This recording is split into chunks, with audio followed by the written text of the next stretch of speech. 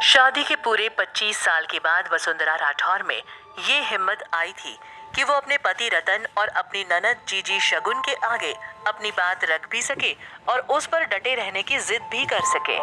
औलाद का दर्द ही ऐसा होता है, कमजोर से कमजोर इंसान में वो हिम्मत पैदा कर देता है कि वो अपने बच्चे को बचाने के लिए पूरी दुनिया से लड़ जाए। और आज वसुंधरा के लिए वही दिन था। उन्होंने तय कर लिया था कि चाहे पति छूटे या ये घर संसार, उनका मकसद अब सिर्फ अपनी इकलौती बेटी केसर की बाकी जिंदगी वीर के हाथों बर्बाद होने से बचाना है। रतन ने कभी अपनी पत्नी का ऐसा गुस्सैल और जिद्दी रंग नहीं देखा था।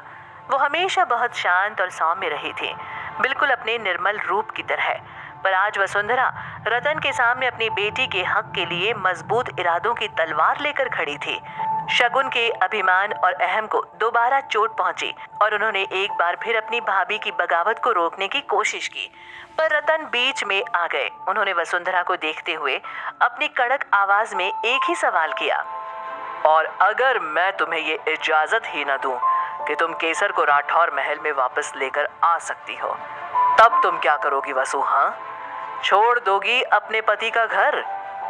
वसुंधरा बिना किसी हिचकिचाहट के कहती है, हाँ, तो घर भी छोड़ दूंगी और ये मंगलसूत्र भी यहीं छोड़ जाऊंगी आपके पास कुल। वसुंधरा का जवाब सुनकर रतन को धक्का सा लगा। शगुन के तो होश उड़ गए। इस खानदान के पुश्तों में कभी किसी बहू ने घर की दहलीज अपने पति की मर्जी के खिलाफ पार नहीं की थी, और यहाँ वसुंधरा अपनी 25 साल की शादी, अपना सुहाग और अपनी सर की छत भी छोड़ने के लिए तैयार थी। वसुंधरा ने अपने पति का हैरान चेहरा देखकर दुखी होते हुए कहा, क्या हुआ कुल?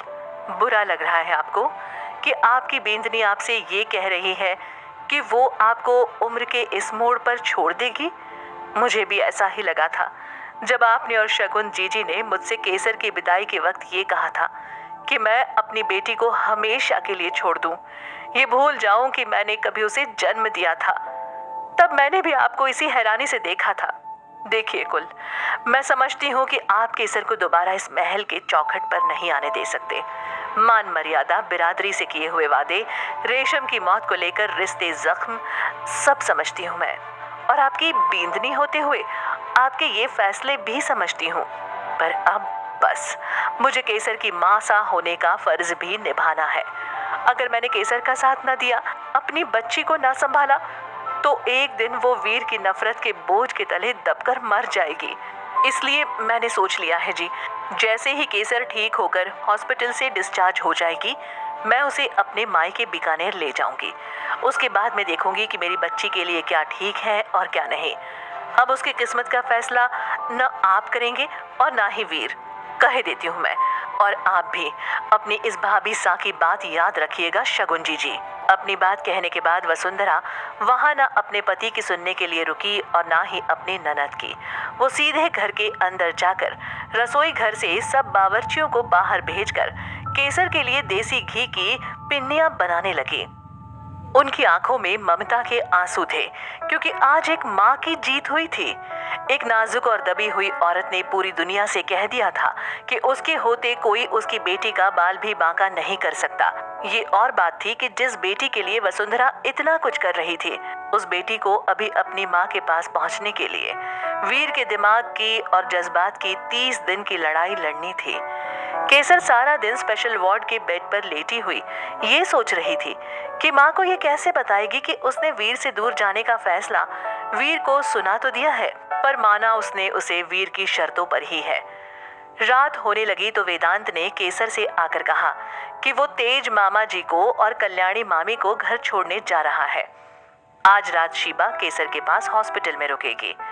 केसर ने उसे मुस्कुराकर शुक्रिया कहा और फिर वेदांत को रोकते हुए बोली, वेदांत, मैं जानती हूँ कि हमारी ज्यादा बात नहीं होती, क्योंकि तुम्हें पता ही है, वीर मुझे मेरे ससुराल से जुड़ने नहीं देता, इसलिए शायद तुमसे ये कहने में हिचकिचा रही हूँ।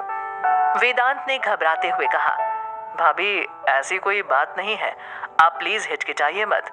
अगर आपको कुछ चाहिए या किसी किस्म की कोई तकलीफ हो रही है तो मुझे बताइए। शीबा डिनर लेने कैंटीन गई है, पर उसके आने तक मैं रुक सकता हूँ आपके पास। कहीं दर्द हो रहा है आपको? मैं अभी डॉक्टर को बुला लाता हूँ। तभी केसर बोली, नहीं वेदांत, डॉक्टर ने इंजेक्शन और कैप्सूल्स दोनों दे दिए हैं मुझे और अभी मुझे कोई तकलीफ नहीं हो रही। मैं बस तुम्हें सॉरी कहने के लिए रोक रही थी। वेदांत ने उलझन में पड़ते हुए कहा, सॉरी? भाभी, आप ये कैसी बातें कर रही हैं? आप क्यों बोलेंगी सॉरी, और वो भी मुझे? जो हालात आपकी शादी के वक्त से चलते आ रहे हैं उसके हिसाब से हमारे पूरे खानदान को आपको सॉरी कहना चाहिए। केसर ने फौरन कहा, नहीं वेदांत, ऐसा कुछ नहीं है। जो मेरे साथ हो रहा है वो मेरी किस्मत भी है और मेरी बेवकूफ़ी भी। इसलिए प्लीज तुम किसी बात के लिए खुद को मेरे सामने शर्मिंदा मत समझो। और रही मेरी बात, तो मैं तुम्हें इसलिए सॉरी कह रही हूँ क्योंकि तुम सुबह से पूरे हॉस्पिटल में भाग दौड़ करते घूम रहे हो। सबको घर से लाना, घर छोड़ना, बिल्स पे करना, डॉक्टर्स की डिमांड्स को हैंडल करना। तुमने तो शायद सुबह से कुछ खाया भी नहीं है, शीबा ने बताया मुझे। इसलिए तुमसे सॉरी कह रही हूँ कि मेरी वजह से तुम्हें सारा दिन यहाँ से वहाँ दौड़ना पड़ा, जबकि ये सारे काम वीर के करने के थे। और वेदांत उदास होते हुए बोला, मत कीजिए ऐसा केसर भाभी। क्या क्या ना करूं? माफी ना मांगू तुमसे? वेदांत ने जवाब दिया, आप मुझसे माफी मांगेंगी तो शायद मुझे उतना बुरा नहीं लगेगा जितना बुरा मुझे ये सोचकर लगेगा कि अभी भी आपको वीर भैया से किसी तरह की कोई उम्मीद है। कैसे करते वीर भैया आपके ये सारे काम भाभी? इंसान के अंदर अपनापन हो, किसी अपने को खोने का खौफ हो, तो वो ये सब करता है। आई एम सॉरी भाभी, आपको सुनने में शायद बुरा लगे, पर आपने एक बुत से शादी की है जो ये सोच कर जी रहा है कि उसकी जान रेशम में है, जो अब इस दुनिया में है भी नहीं। मैं ये सब बातें वीर भैया से नहीं कह सकता। मैं तो ऑफिस में उनको अपने कदम कदम पर बेइज्जती करने से भी नहीं रोक पाता। रोकूं भी तो कैसे भाभी? छोटा होना, उनसे लड़ भी नहीं सकता। और आपके मामले में तो तेज मामा जी और कल्याणी मामी जी को भी बोलने की इजाज़त नहीं है, तो मैं होता ही कौन हूँ? ज़्यादा ही बोल गया मैं शायद केसर भाभी। सॉरी, मैं चलता हूँ। मामा जी और मामी जी गाड़ी में मेरा इंतज़ार कर रहे हैं। मैं कल आपको देखने हॉस्पिटल आऊँगा। आराम से सो जाइए, शीबा बस आती ही होगी। Good night. ये सुनकर केसर जज्बाती होते हुए बोली, thank you for everything Vedant, good night. Vedant Kesar से नजरें चुरा कर वहां से चला गया। शायद उसे ये लग रहा था कि उसने केसर के सामने वीर को इतना कुछ कह दिया था। केसर को बुरा लग सकता था और केसर को बुरा लगा भी था।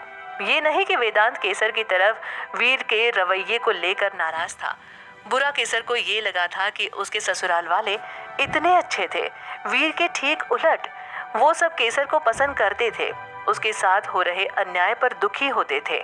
पर इन सब में से किसी को भी ये इजाजत नहीं थी कि वो केसर के साथ घुले मिले, उसे बहू और भाभी का दर्जा दे। ये भी वजह थी कि वीर शादी के बाद केसर को हवेली से दूर जोधपुर के एक वीरान कोने में एक बंगले में ले आया था, ताकि केसर जहां भी देखे बस वीर को ही देखे।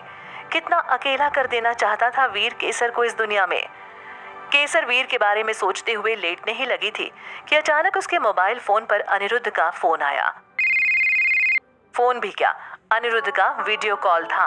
अनिरुद्ध का नंबर देखते ही केसर को अनिरुद्ध के साथ दोपहर को हुआ झगड़ा याद आ गया, जिसमें अनिरुद्ध ने साफ साफ कह दिया था कि अगर केसर की जिंदगी के लिए उसे केसर को वीर से अलग भी करना पड़ा तो वो करेगा। केसर अनिरुद्ध का वो रूप देखकर सिहर उठी थी, पर अनिरुद्ध उसका अपना था और उसके साथ नाराज होने की गुंजाइश बहुत कम थी। केसर ने अपना मूड ठीक किया और एक मीठी सी मुस्कान के साथ अनिरुद्ध का फोन उठाया। अनिरुद्ध किसी कॉफी शॉप में बैठा कॉफी पी रहा था। उसने केसर को देखकर पहले ये पूछा, दोपहर की बात से नाराज तो नहीं हो? सीरियसली मत लेना मेरी बात को। ना तुम्हारा तलाक करवाऊंगा और ना ही तुम्हारा और वीर का सो कॉल्ड सपनों का घर उजाड़ूंगा। बस तुम्हारे बेचारपन से और झूठ से तंग आ गया था, इसलिए वो सब कह बैठा यार, सॉरी। केसर ने कहा, इट्स ओके अनिरुद्ध, जज्बात और गुस्से में आकर इंसान बहुत कुछ कह जाता है, पर उन बातों का कुछ मतलब नहीं होता। मुझे पता है कि तुम मेरा घर नहीं उजाड़ोगे, अगर उसे घर कहा जा सकता है तो। अब ये बताओ कि इतनी रात को कॉफी शॉप में क्या कर रहे हो? कुछ नहीं, हॉस्पिटल आकर तुमसे मिलने की हिम्मत नहीं जुटा पाया। घर जाकर काका के हाथ का बोरिंग खाना खाने के लिए मन नहीं माना, तो बस डेट मारने कॉफी शॉप में चला आया। इतनी एक्साइटेड मत दिखो, सिर्फ पुराने दोस्त से मिल रहा हूँ। अब सो जाओ वरना जख्म भी दुखने लगेंगे और दवाइयों का भी असर नहीं होगा। वीर आया या नहीं?